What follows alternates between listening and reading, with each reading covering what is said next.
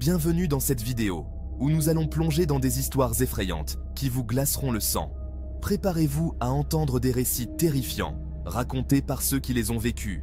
Oubliez les légendes urbaines, ce sont des témoignages authentiques de personnes confrontées à l'inexplicable. Des maisons hantées aux apparitions mystérieuses, ces histoires vous feront douter de tout ce que vous pensiez savoir. Fermez les yeux, tendez l'oreille et laissez-vous entraîner dans l'horreur. Êtes-vous prêts? C'est parti!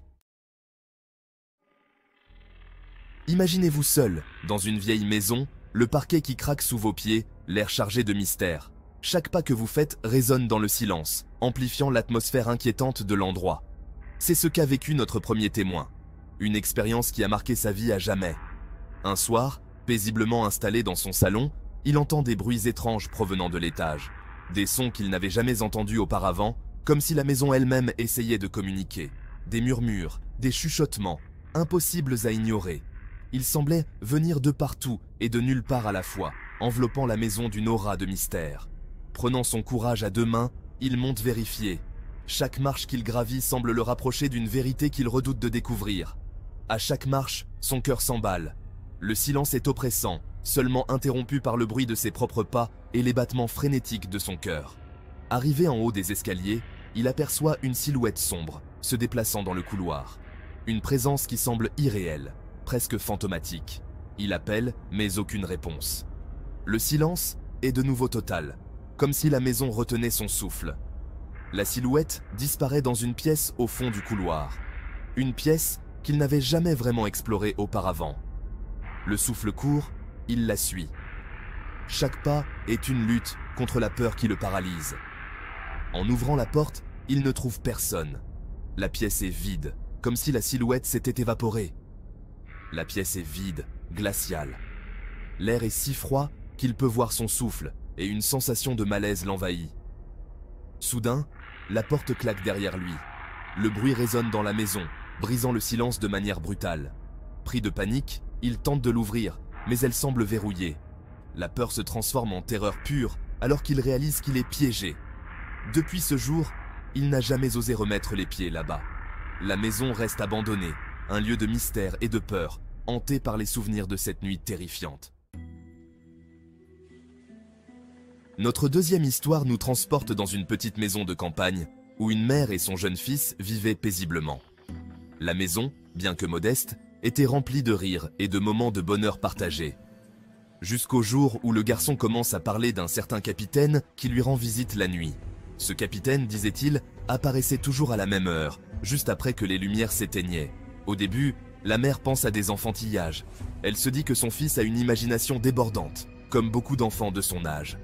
Mais les choses prennent une tournure inquiétante lorsque l'enfant décrit le capitaine avec une précision troublante. Il parle de ses vêtements, de son visage, et même de l'odeur de la mère qui l'accompagne. Un homme grand, en uniforme d'époque, le regard perçant et la voix grave. Le garçon pouvait même décrire les médailles sur la poitrine du capitaine. Chaque nuit, le capitaine lui raconte des histoires de bataille et de voyages en mer. Des récits si vivants que le garçon pouvait presque sentir le sel de l'océan et entendre le fracas des vagues. Une nuit, la mère entend des voix dans la chambre de son fils. Elle s'approche doucement, son cœur battant la chamade. En entrant, elle voit son garçon parler à quelqu'un, mais il n'y a personne d'autre. La pièce est vide, mais l'atmosphère est lourde, presque palpable. Terrifiée, elle l'emmène consulter un spécialiste, mais aucune explication rationnelle n'est trouvée. Les médecins parlent de rêves éveillés, de stress, mais rien ne semble correspondre à ce que vit l'enfant. Le garçon n'a plus jamais reparlé du capitaine. Pourtant, chaque soir, il regarde par la fenêtre, comme s'il attendait quelque chose ou quelqu'un. La mère, quant à elle, ne peut s'empêcher de se demander si le capitaine reviendra un jour. Notre troisième histoire nous emmène dans une vieille maison abandonnée que deux amis décident d'explorer de nuit. Dès le seuil franchi, une présence pesante s'abat sur eux. Les murs semblent murmurer des secrets oubliés. Chaque pièce est plus sinistre que la précédente. En progressant, ils découvrent d'étranges empreintes dans la poussière, comme si quelqu'un les suivait. Des empreintes fraîches, mais ils sont seuls. Soudain, des pas derrière eux. En se retournant, ils aperçoivent une ombre filer dans le couloir. Pris de panique, ils veulent fuir, mais la porte d'entrée est verrouillée. Ils sont pris au piège. Les pas se rapprochent, une voix murmure leur nom. Ils finissent par trouver une fenêtre ouverte et s'échappent à toute vitesse. Ils n'ont jamais su qui ou quoi les suivait cette nuit-là. La quatrième histoire est celle d'une jeune femme vivant seule dans un petit appartement. Un soir, prête à dormir, elle remarque une énorme araignée sur le mur de sa chambre. Terrifiée par les araignées, elle tente de l'écraser, mais l'araignée disparaît. Le lendemain, d'étranges morsures sur sa jambe. Inquiète, elle consulte un médecin qui ne peut identifier la source des morsures. Les nuits suivantes, des bruits étranges dans l'appartement. Une nuit, elle décide de veiller pour en trouver l'origine. À minuit, l'énorme araignée rampe hors de sous son lit. Cette fois, elle l'écrase. Mais en l'examinant, elle réalise que ce n'est pas une araignée ordinaire. D'étranges marques, comme des symboles, sont gravées sur son corps.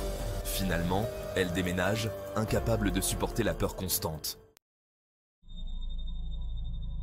La cinquième histoire nous plonge dans une famille ordinaire, où une petite fille commence à parler d'une petite sœur imaginaire. Les parents n'y voient qu'un jeu d'enfant, jusqu'à ce que des événements étranges surviennent. Des jouets se déplacent seuls, des rires d'enfants résonnent dans la maison. Un soir, le frère aîné entend sa sœur parler à quelqu'un dans sa chambre. En entrant, il la voit jouer avec une autre petite fille, mais dès qu'il allume la lumière, la petite sœur disparaît. Effrayé, il raconte l'incident à ses parents, qui consultent un médium. Le médium révèle que la maison est hantée par l'esprit d'une enfant décédée des années auparavant. La famille essaie de communiquer avec l'esprit pour comprendre ce qu'il veut. Finalement, ils déménagent, espérant laisser l'esprit de la petite sœur derrière eux. La sixième histoire se déroule dans une forêt dense et sombre, un endroit où la lumière du jour peine à percer à travers les épais feuillages. Un père et son fils décident de partir en randonnée, espérant passer une journée agréable en pleine nature. Alors qu'ils marchent, le fils, les yeux écarquillés, montre du doigt un endroit précis et dit « Papa, on est observé ». Sa voix tremble légèrement, trahissant une peur grandissante. Le père, surpris et un peu inquiet, scrute les environs, mais ne voit rien d'inhabituel. Il essaie de rassurer son fils en lui disant que ce n'est probablement qu'un animal. Ils continuent à leur chemin, mais le garçon ne peut s'empêcher de jeter des regards nerveux autour de lui. Son inquiétude semble croître à chaque pas. Il répète qu'il voit quelqu'un les suivre, insistant sur le fait qu'il sent une présence étrange. Le père tente de le rassurer, pensant que ce ne sont que des craintes enfantines, des peurs irrationnelles, nées de l'imagination fertile de son fils. Mais le comportement du garçon devient de plus en plus étrange.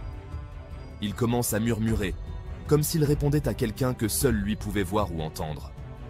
Le père, maintenant vraiment inquiet, observe son fils parler à voix basse, ses mots à peine audibles, comme s'il communiquait avec une présence invisible.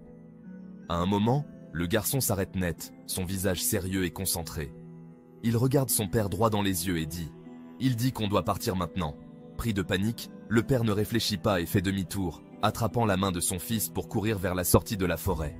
En revenant sur leurs pas, ils entendent des pas derrière eux, des bruits de feuilles et de branches craquant sous des pieds invisibles. Alors qu'ils atteignent enfin leur voiture, un cri perçant retentit dans la forêt, un son qui résonne dans l'air et glace le sang. Le père et le fils, terrifiés, montent rapidement dans la voiture et démarrent en trombe, laissant derrière eux la mystérieuse forêt et ses secrets inquiétants. La septième histoire est celle d'un homme qui, rentrant chez lui un soir, trouve sa maison plongée dans le noir. En entrant, il entend des rires d'enfants provenant du salon. Pensant à la télévision, il se dirige vers la pièce, mais il n'y a personne. Les rires cessent et une voix douce chuchote « Viens jouer avec moi ». Pris de panique, il allume toutes les lumières, mais ne trouve aucune trace de la source des rires. Il vérifie les caméras de surveillance et ce qu'il voit le glace d'effroi.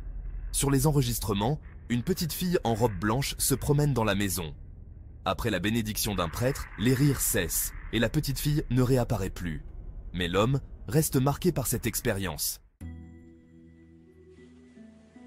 La huitième et dernière histoire est celle d'un père qui, un soir, entend son fils parler dans sa chambre.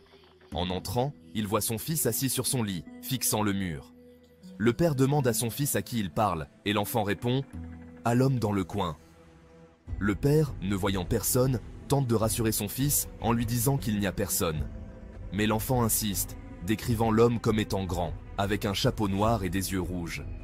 Cette description fait froid dans le dos du père, qui décide de rester avec son fils jusqu'à ce qu'il s'endorme. Un soir, l'enfant dit soudainement « Il dit qu'il va venir te chercher ». Terrifié, le père passe la nuit à surveiller son fils, mais rien ne se passe. Merci d'avoir regardé cette vidéo. Si vous avez aimé ces histoires effrayantes, n'oubliez pas de liker, commenter et vous abonner pour plus de frissons. Partagez vos propres histoires effrayantes dans les commentaires. On a hâte de les lire. N'oubliez pas d'activer la cloche pour ne manquer aucune de nos nouvelles vidéos. Bonne nuit, et souvenez-vous, l'inexplicable est peut-être plus proche que vous ne le pensez.